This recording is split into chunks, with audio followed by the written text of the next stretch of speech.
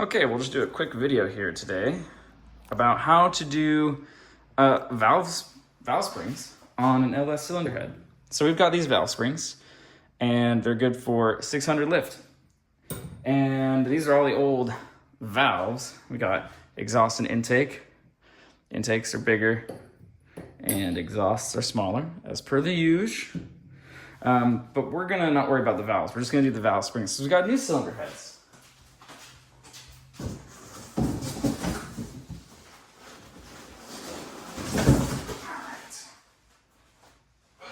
Still a little bit of water in them. So step number one is make sure that the surface you're putting the deck on is a soft surface. And this is. So here's the brand new cylinder heads. 706 casting. This is going on a 5.3. Let's get a better angle here. So you're gonna need just a couple of tools. They make a few versions of these. This is a valve spring compressor. This one is specific for LS engines. You can use, obviously this is off vehicle. You can use one of the clamp ones that goes all the way around and holds the valve in place. Or for the LS ones, they also make one that bolt on the same way as this, but do one at a time.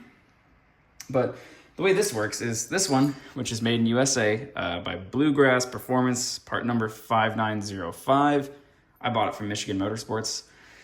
This one's like 60 bucks because I wanted USA made, but you can get the cheap on Amazon made of Chinesium for significantly less, like $20 if you're not one of the people that wants to spend the extra money to get USA made stuff. But there's a little spacer that just goes in there. Let me zoom in some more.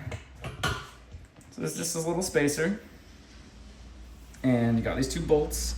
And for storage, what I have is I have a couple of bolts that go on the end of this. Put through the washer in here, and they just screw on to where your rocker arms screw on. So you just screw this on.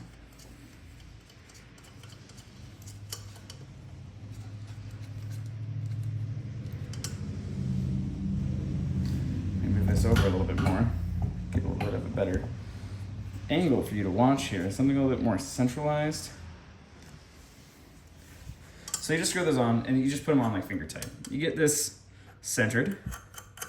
This nut goes down. On this specific one, this nut is a 1/2 inch, or you could use a 13 mil. That's close enough. It'll work too.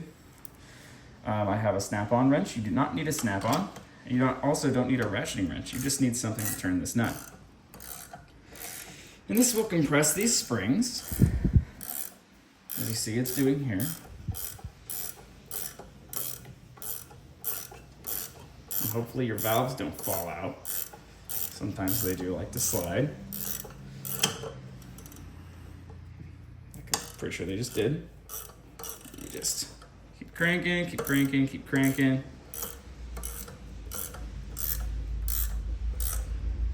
Now they're compressed. Now these are your keepers. You want to make sure you don't lose these. It's advised that you have a place to put them. Like I have all of the ones from the last cylinder head in here, all the keepers and retainers. But I will use this top of the container for these. So it's advised you have a magnet, and very carefully pull them out and set them in your container so that you do not lose them. These are very important. You do not want to lose these. And sometimes like this one, the valve is sticking here a little. So you can push the valve up again. And it's moving very smoothly, which is good. So we have those there.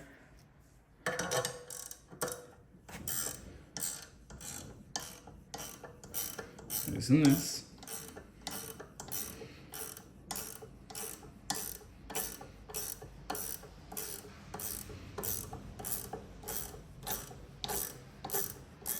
If you don't have a flat, soft surface to put this on, where it's not gonna damage the sealing surface of the cylinder head, make sure you set down a real thick blanket or something so that nothing pokes into the sealing surface. And so you just undo this nut until that, stops being compressed. You unscrew these two.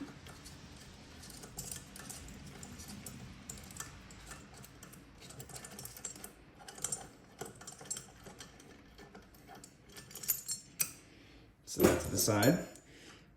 Take these out. There's your springs.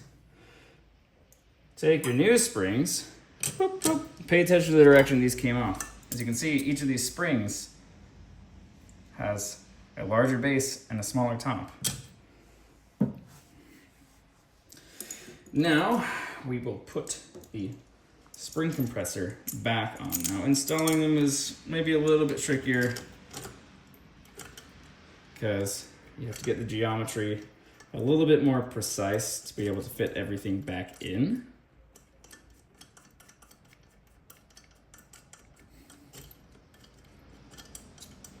Right, but also, I forgot one step. You gotta put these guys in. Almost forgot that. So yeah.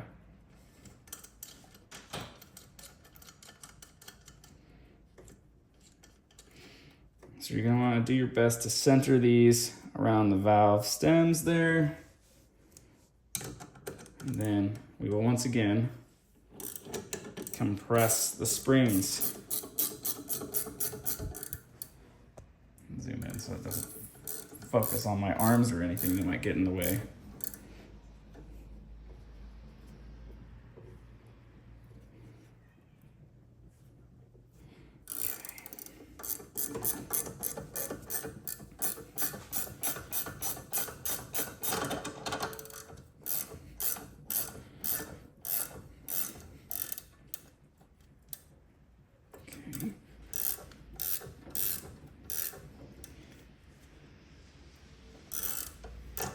Might have to readjust this one.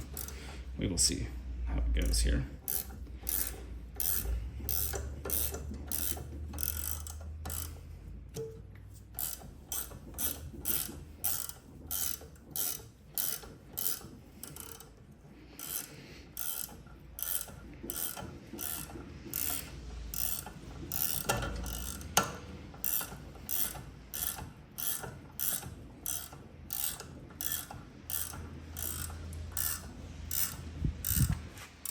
Okay, once again,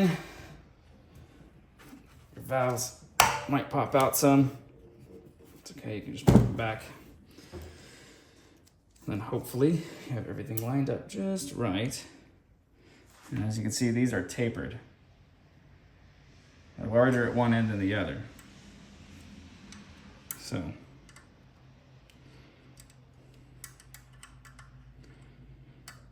if you feel confident, you can just do this without a magnet, which I'm going to do and then probably promptly fail since I'm filming this.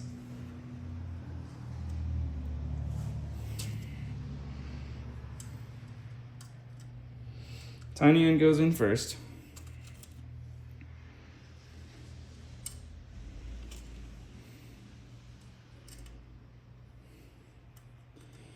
Okay.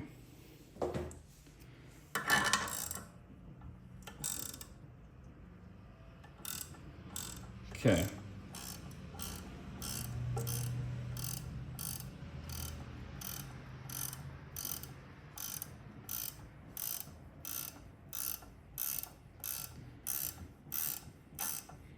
There's little grooves on the valve stem. Oh, that just popped into place.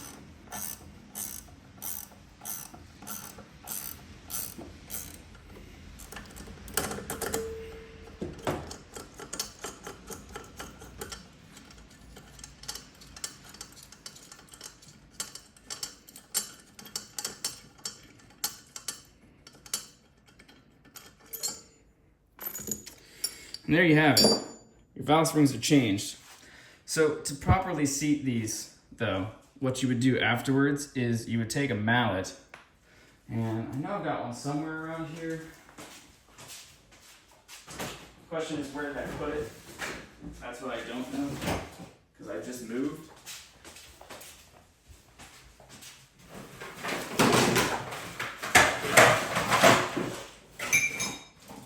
Ignore the noise.